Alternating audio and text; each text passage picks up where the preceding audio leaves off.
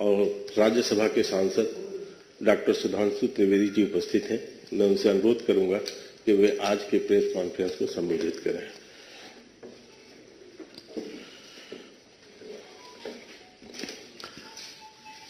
मित्रों, आज जब हम आप लोगों के सामने अपने विचार रखने आए हैं तो हमारे मन में वेदना और आक्रोश दोनों है।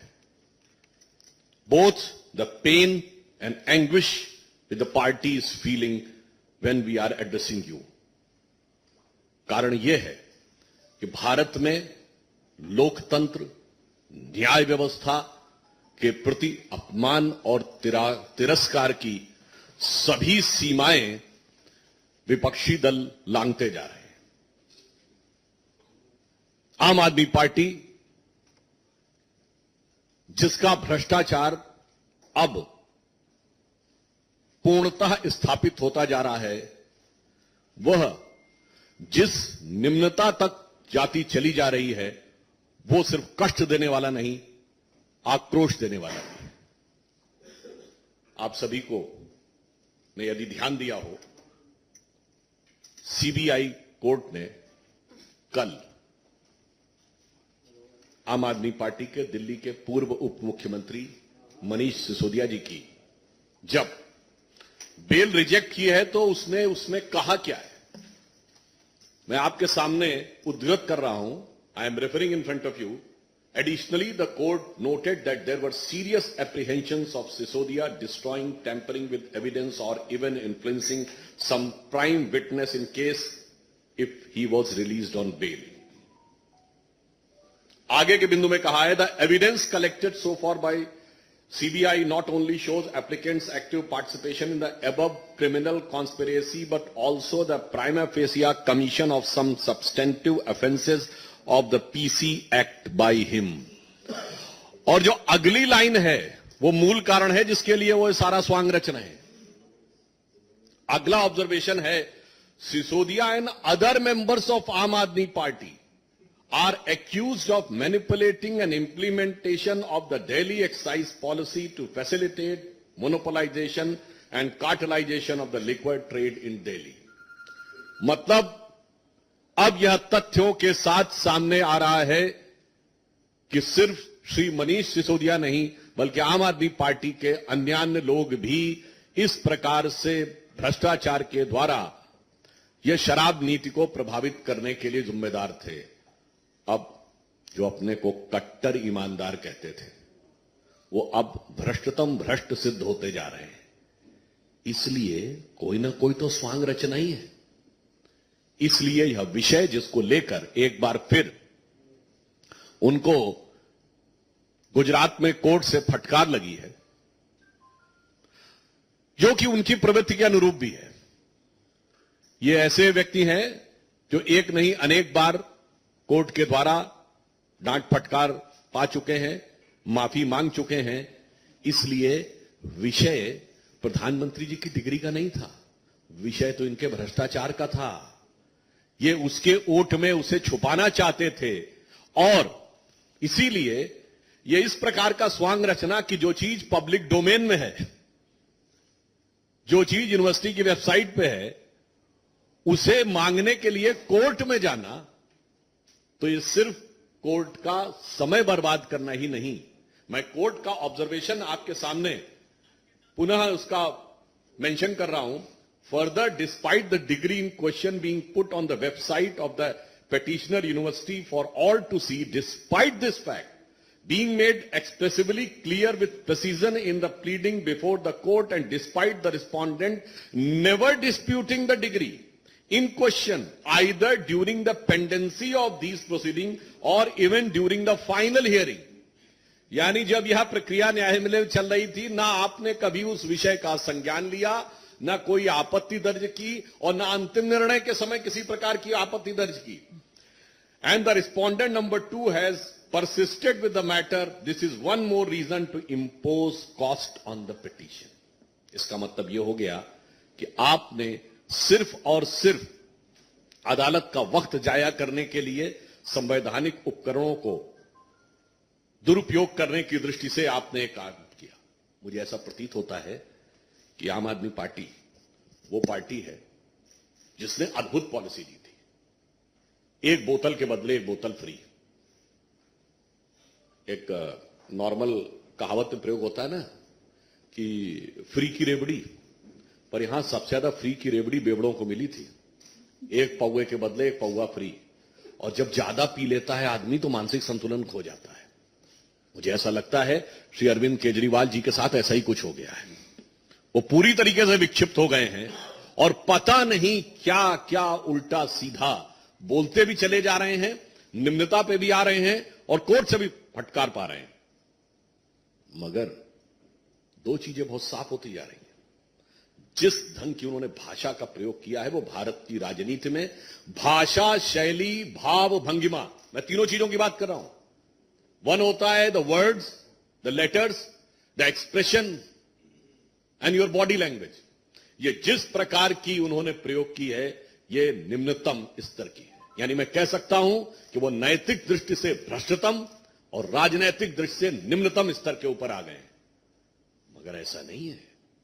पढ़ाई लिखाई की बात कर रहे हैं पर ये बहुत चतुर और सयाने हैं। ये बात इसलिए मैं कह सकता हूं ये पढ़े हैं पर लिखे नहीं है। मतलब आप समझ रहे हैं, किसी फाइल पे साइन नहीं करते, लिखते कुछ नहीं, कोई भी भाग नहीं रखते। सत्येन जैन से साइन करवाएंगे, मनीष सिसोदिया साइन करेंगे, लिखेंगे नहीं, सिर्फ पढ़ेंगे। ये होती है चतुरता कि भ्रष्टाचार भी करवाएंगे, लिखेंगे नहीं, लिखवाएंगे दूसरे से ताकि निपटेगा दूसरा। इसीलिए मैं कह रहा हूं इनकी पढ़ाई लिखाई में बहुत सारी चीजें आपस में गुथी हुई हैं कि जो कभी लिखे नहीं, सिर्फ पढ़े की बात करे। इसीलिए तरह तरह के स्वांग रचना। और ये तो ऐसे व्यक्ति हैं जिन्होंने अपने गुरु अन्ना जी के बारे में ही कह दिया तो उन्हें बरगलाया गया है। ये गुरु नहीं है, गुरु घंटाल है। ये स्वांग रचने वाले हैं। इनको क्या क्या संज्ञा दी जाए, नटवर लाल है। क्यों? यह बात मैं विनम्रता से पर दृढ़ता से कहता हूं। कौन भूल सकता है कि वो पार्टी है जिसने खड़े होकर राजनीति में आने से पहले कहा था सारी संसद चोर है। ये वो पार्टी है जो टोपी लगा के आते थे कि मुझे चाहिए जन लोकपाल। कहां गई आज वो टोपी? जनता को पहना दी। चलिए, दिल्ली में कहते थे पूर्ण राज्य का दर्जा नहीं है, 1 साल हो गया पंजाब में। कहां है आपका वो जन लोकपाल? ये वो पार्टी है जिन्होंने गठन के अंदर सबसे जल्दी सत्ता में आए चंद महीनों में। मगर ये वो पार्टी है जिन्होंने कसम खाई थी। आपको याद हो, अगर पुरानी फिल्मों में कई बार होता था ना कि जो विलेन भी होता था वो भी जब कोई झूठ बोल रहा होता था तो उसके परिवार वाले अगर कहें कि फलां की कसम खाओ तो वो चुप हो जाता था। याद है ना आपको? मगर यहां तो कसम खा ली, पलट गए। वो वैगनार हरी बत्ती वाली नहीं दिखती। मैं बंगला नहीं लूंगा, ले लिया। मैं सिक्योरिटी नहीं लूंगा, ले लिया। मैं विनम्रता से पूछना चाहता हूं, एक बिंदु बताइए जिसके ऊपर इन्होंने अपना स्टैंड कायम रखा हो। इसलिए हम लोगों इनके लिए इस प्रकार की बात कहते हैं कि ये बहुत ही बड़े स्वांग रचने वाले व्यक्तियों में से एक है। अब मैं एक बात कहना चाहता हूं। एजुकेशन और पढ़ाई लिखाई की बात करते हैं, ये वही व्यक्ति है ना, तो आईआईटी ग्रेजुएट हैं। याद करिए, जब देश में कोविड की सेकेंड लहर चरम पे थी, क्या बोले थे कि वैक्सीन सारी कंपनियों को क्यों नहीं दे देते, सब बनाने वैक्सीन का फॉर्मूला दे दे। बोले थे कि नहीं? अरे मान्यवर, आप आईआईटी के पढ़े हुए हैं, वैक्सीन का फॉर्मूला कोई चूरन है जो सब बना लेंगे? सब बनाने के अधिकृत हैं। अगर ऐसा ही होता तो उसी समय में अमेरिका जैसे देश ने पैरासिटामोल भारत से आयात की है। पैरासिटामोल जैसी फंडामेंटल तो वो आराम से मंगा सकते थे। ये होता है बरगलाना।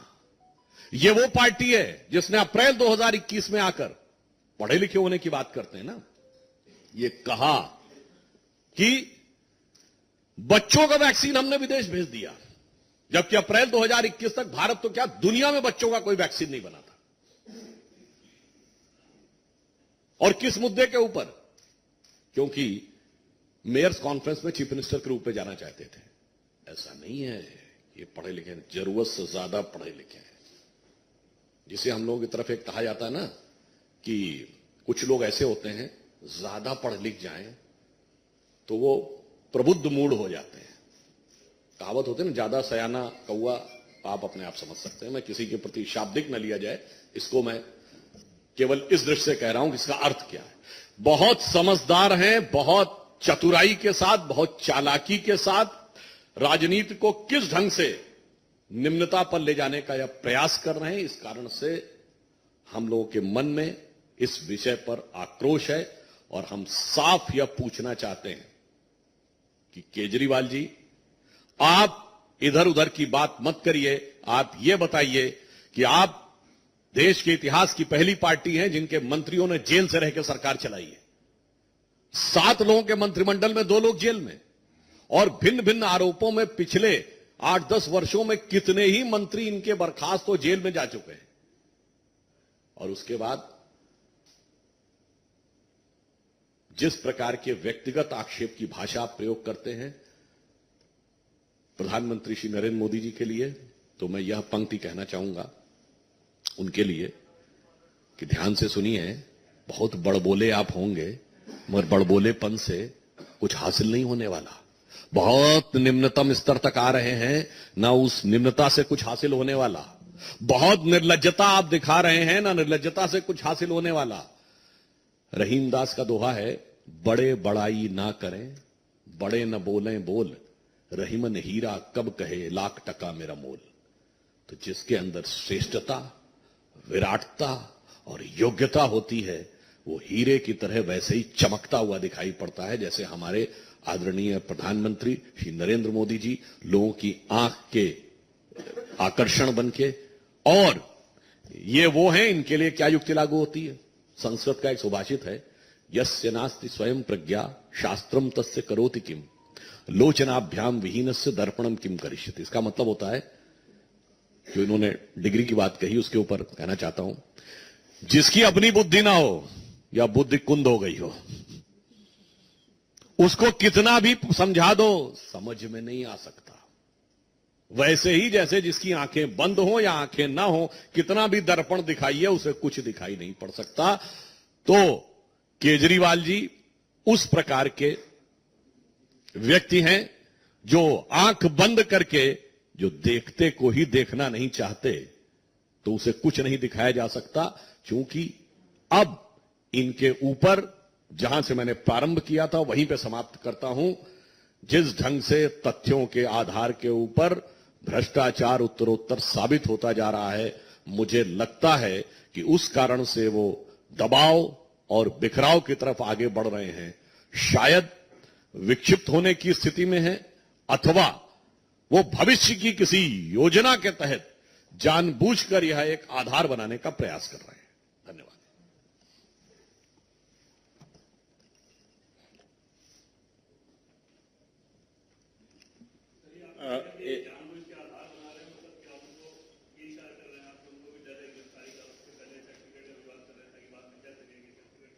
कई संभावनाएं हो सकती हैं, क्योंकि जिस प्रकार से जांच में उत्तरोत्तर चीजें सामने आ रही हैं, तो हो सकता है कि भाई जिसने किया होता है कुछ, तो उसे तो पता होता ना कि मैंने क्या किया है। जैसे जब परीक्षा का समय चूंकि चल रहा है, इसलिए याद दिलाना चाहता हूं कि जब फ्लाइंग स्क्वाड आता है सचल दस्ता निरीक्षण करने, तो जिस बच्चे ने अपने पास पुर्ची रखी हुई होती है उसे पता होता है, तो कई बार वो पहले से भी विलाप करना या प्रलाप करना शुरू कर सकता है, क्योंकि उसे पता होता है कि जब मेरी बारी आएगी तो मेरे पास से वो पर्ची बरामद हो जाएगी।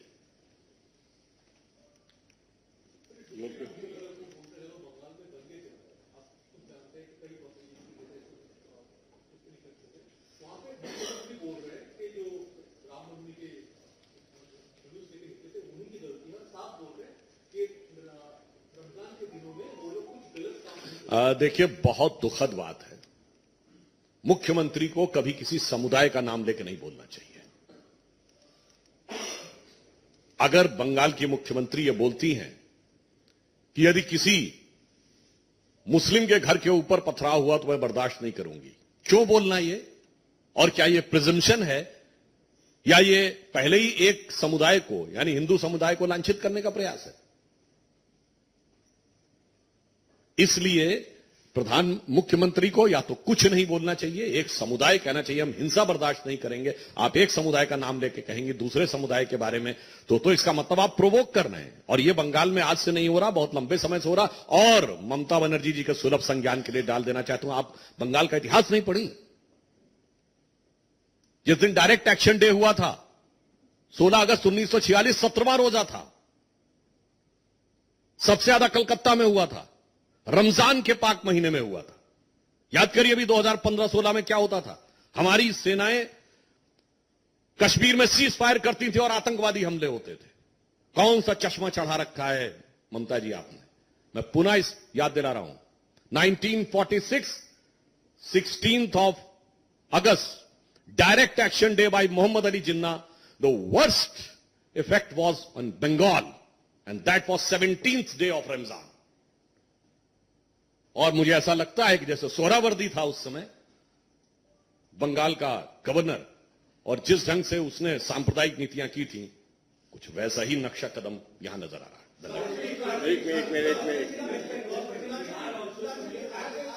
आज बिहार में अमित शाह जी का दौरा है, सासाराम भी जाना था, लेकिन वहां पर हिंसा की वजह से, रामनवमी की हिंसा की वजह से वो नहीं जा पाए।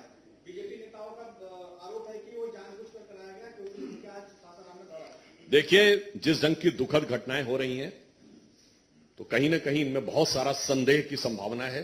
और जब जांच होगी तो ऐसे फैक्ट सामने आएंगे कि ये घटनाएं स्वतः स्फूर्त थी या योजनाबद्ध थी, और योजना थी तो किस कारण से थी। सर, एक प्रश्न है।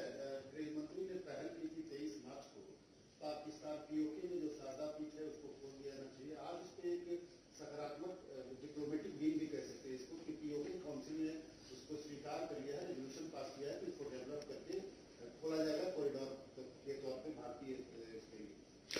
ये बहुत सकारात्मक संदेश है, और ये इसलिए अधिक सकारात्मक है क्योंकि विगत 9 वर्षों से हमने एक बार भी पाकिस्तान के साथ ऑफिशियल बायलैटरल डायलॉग नहीं किया है।